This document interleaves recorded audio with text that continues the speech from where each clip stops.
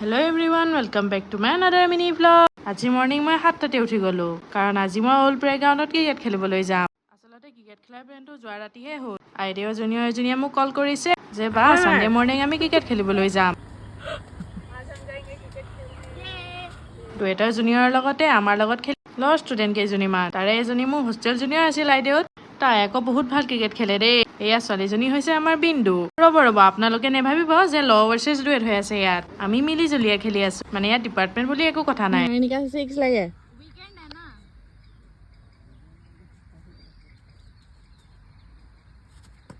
ঐ 4 মাহৰ পিছত আজি মই বলিং কৰিছো। বেটিঙো কৰিছিলো বাৰু, সেইটো মই আপোনালোকক পিছত দেখাম অলপ। এনেকুৱা ডাৱৰীয়া বতৰ হৈ থাকিলে অলপ বেছিহে গৰম লাগে নেকি কিবা। এয়া ফাইনেলি মোৰ বেটিং আহি পালে। এনেই আপোনালোকৰ আগত অলপমান ফ্লেক্স কৰিলো আৰু। প্ৰায় 9:30মান বজাত আমাৰ খেলা সমাপ্তি কৰিলো। মিক্স মেচ আৰু আমি দুবাৰ হাৰিলো।